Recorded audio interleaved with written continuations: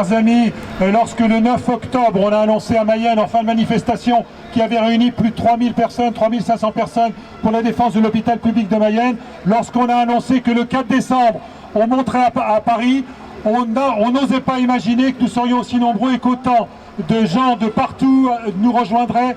Mais à la limite, ça ne nous étonne pas parce que finalement, ce qui se passe à Mayenne, ce qui se passe à Laval, ce n'est que l'illustration à échelle réduite de ce qui se passe partout. Partout, tous les témoignages que l'on a font état d'un hôpital public qui est en train de se déliter, des urgences qui ferment, des services qui ferment, des lits d'aval qui n'existent plus.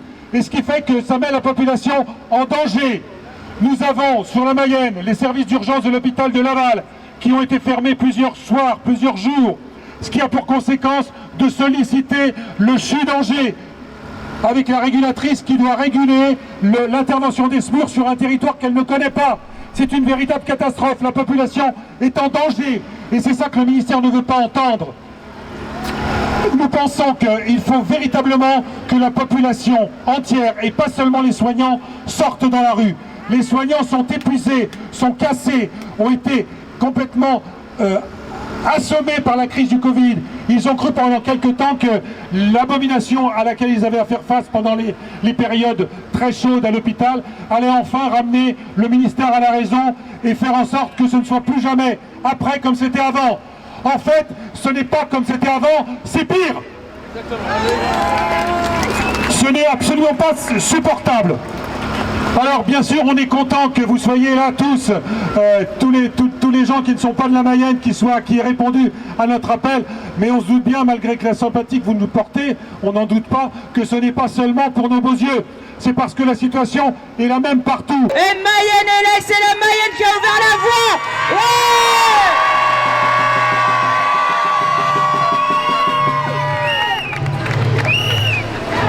Vous avez eu raison Mayenne et on vous a suivi sans aucun problème pour dire arrête des suppressions de lits, arrête des fermetures de lits. Donc Véran doit nous entendre aujourd'hui.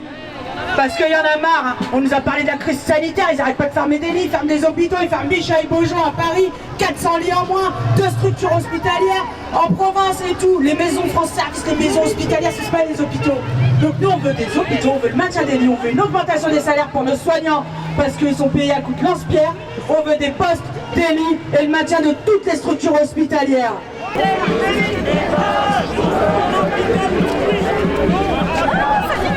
Donc on est là ici parce qu'on veut que l'hôpital public continue à accueillir au maximum tous les citoyens. Pour nous, l'offre de soins est importante. Il ne faut surtout pas faire une santé au rabais. Et puis il ne faut pas que la santé, c'est d'abord un soin et ce n'est pas une question de rentabilité. Moi sur ma commune j'ai eu des pompiers qui sont intervenus pour quelqu'un qui avait un malaise. Il fallait orienter la personne sur Château-Gontier. Au dernier moment, Château-Gontier a rappelé en disant on n'a plus de place, on est saturé, il faut l'envoyer sur Mayenne. Donc en attendant c'est des minutes qui se perdent et puis voilà, il y a la vie des gens en danger.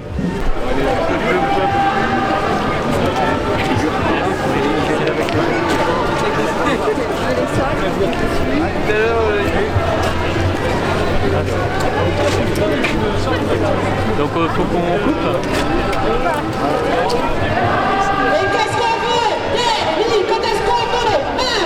Moi je suis le maire d'une petite commune en Mayenne, dans le 53, une commune de 2000 habitants, où dans le secteur de Mayenne Communauté, justement, il y a un hôpital qui est en demeurant, qui va peut-être fermer certains services, et ça c'est inacceptable pour nous. Là, si jamais cet hôpital venait à fermer dans quelques mois, dans quelques années, il faut imaginer faire 50 ou 60 km pour trouver le premier hôpital. Donc ça, vous pouvez imaginer que pour les urgences, c'est un peu compliqué. Pour la maternité aussi, qui est en suspens à l'avenir. Donc j'ai l'impression qu'on oublie un peu justement ces secteurs de campagne où malheureusement il n'y a pas assez peut-être de moindre kilomètre carré et on passe dans les oubliettes, et je pense que ça il va être temps que ça change. Ici on est tous ici présents pour faire voir qu'à la grande capitale qu'on existe aussi. Comment dire, la France c'est pas que Paris. Donc les décisions sont prises à Paris, mais il faut que les gens se déplacent, qu'ils voient les problèmes qui s'y passent. Et nous sur le terrain, c'est tragique. Voilà, on a du mal à avoir des médecins généralistes, notamment dans nos petites campagnes. C'est très très compliqué. Les médecins préfèrent travailler dans les grands blocs opératoires, des grands hôpitaux. Et c'est très malheureux pour nous. Donc honnêtement, c'est tragique. C'est tragique ce qui se passe. Qui perd le nom du finance hôpital et les écoles. Qui perd le nom du finance hôpital et les écoles.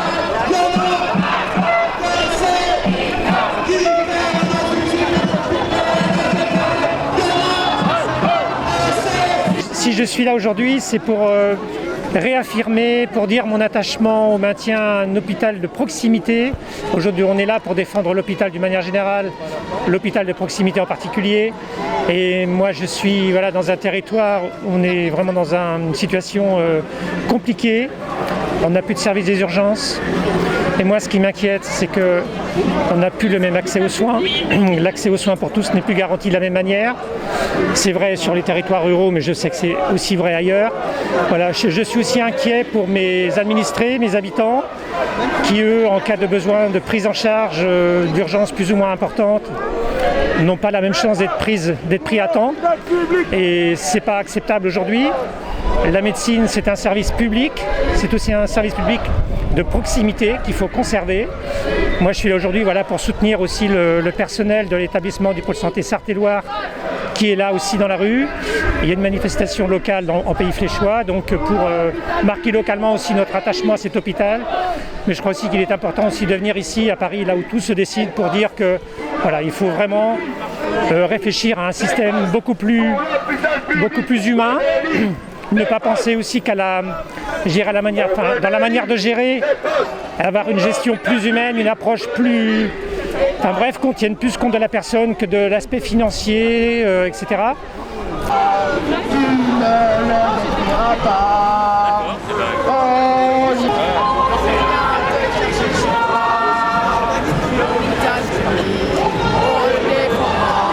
On veut des lits, des postes pour l'hôpital public. Non, c'est le genou là. On veut des lits, des postes pour l'hôpital public. On veut des lits, des postes pour Voilà.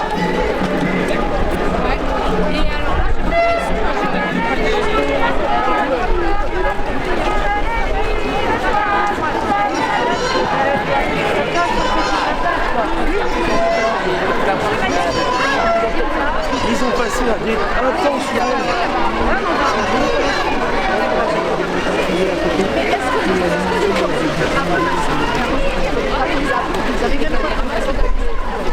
Alors je suis là aujourd'hui pour défendre l'hôpital public. Sur les Pays de la Loire, on constate que ce soit la Mayenne, l'hôpital de Nantes, l'hôpital d'Angers. On constate effectivement des baisses de lits, on constate que les soignants sont en souffrance. On constate que les soignés sont en souffrance. Et donc effectivement, c'est pour qu'on stoppe un peu cette hémorragie. Les urgences de nuit ferment. Moi je suis sur Ancenis, les urgences de nuit sont fermées. Jeudi à Angers, les urgences étaient en grève, 100% de grévistes. Ça dénote bien quand même que même pour les soignants, il y a vraiment une grosse souffrance quoi. L'hôpital public, on le défendra, tu ne le détruiras pas. Olivier Marion, on vient te chercher chez toi. On est là, même si Véran ne veut pas, nous on est là. Pour notre hôpital public, l'ostre de la République, même si Véran ne veut pas, nous on est là. Oh, il y en a de ces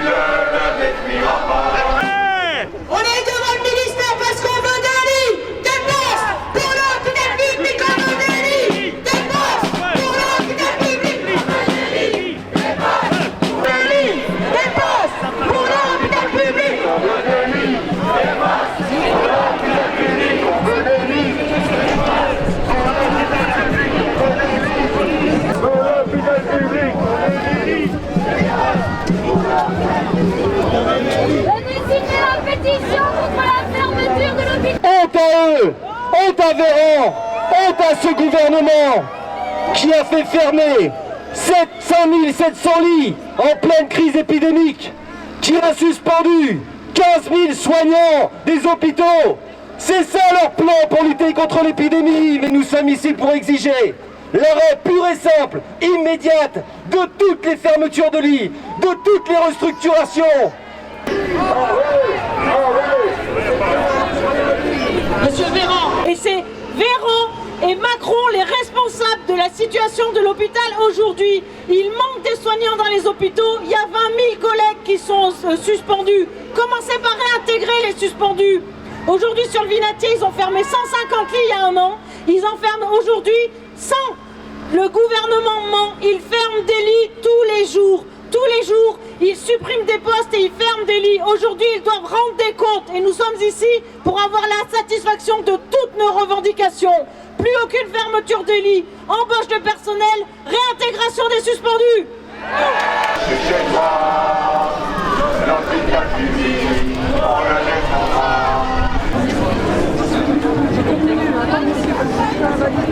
Merci, c'est gentil. De la part de tous les soignants, nous nous sommes impliqués depuis plus de 10 ans dans des démarches qualité d'amélioration des soins constants malgré la diminution des moyens. Face à la situation, nous avons besoin de toutes les forces vives, de tous les soignants suspendus, de tous ceux qui connaissent leur métier et qui sont au chevet du patient pour faire face à tout ça et continuer la lutte pour améliorer les soins dans la situation où on est. Quelle qualité des soins ? Face à quelle qualité des soins on est actuellement sans soignants sur le terrain, avec les blocs qui ferment, les interventions qui se décalent, les services d'urgence qui ferment. On a besoin de toutes les forces, on a besoin d'être écoutés.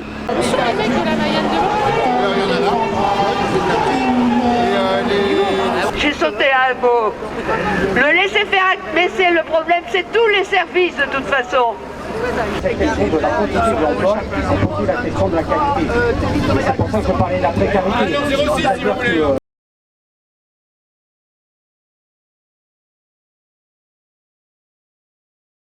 Je vais devenir méchant. Non, honnêtement, il faut absolument qu'il se déplace lui-même. Enfin, c'est pas possible. Ce n'est pas possible. Moi, je connais trop de personnels soignants qui quittent leur métier, qui étaient des gens passionnés. Il faut arrêter avec ça. Il faut arrêter avec ça. Sur le terrain, c'est pas du tout cela. Là, c'est la guerre des chaises musicales, c'est-à-dire que c'est au plus offrant. Les gros hôpitaux qui viennent chercher, par exemple, les élèves infirmiers qui sont en fin de formation pour essayer de les absorber, les aspirer. Enfin, quand j'entends ce qui s'y passe, faut être sur le terrain, point barre. C'est pas du tout ça la réalité. J'ai du mal à le croire parce que je voudrais bien savoir où ils sont ces infirmiers. Localement, j'ai du mal à voir réellement voilà, ce qu'avance M. Véran. Moi, je ne suis pas professionnel de santé, mais je suis un élu, je suis sensible à ce qui se passe sur mon territoire. Et là, je me dis que voilà, on manque, si je prends l'exemple du pôle santé Sarthe-et-Loire, on manque de médecins anesthésistes. On n'a plus qu'un médecin anesthésiste titulaire sur l'établissement. Ça veut dire des remplacements, etc. La Loiriste qui est en train de se mettre en place, sur le fond, c'est pas une mauvaise chose. Quelque part, c'est normal de réglementer la tarification, le traitement des intérimaires. Hein, mais il faut aussi que cette loi, la Loiriste, s'applique localement, qu'elle tienne compte aussi des réalités locales pour ne pas mettre plus à mal les établissements comme les nôtres. Oh bah tout est faux là. Il y a pas, on serait pas là aujourd'hui de toute façon. Hein. Si tout se passerait bien, on serait pas là. Voilà, c'est tout. Écoutez, c'est comme d'habitude, quoi. Je me demande s'ils sont dans la vraie réalité, ces gens-là, quoi. Et à un moment donné, il faudrait quand même qu'ils se renseignent sur l'état de la France. Hein.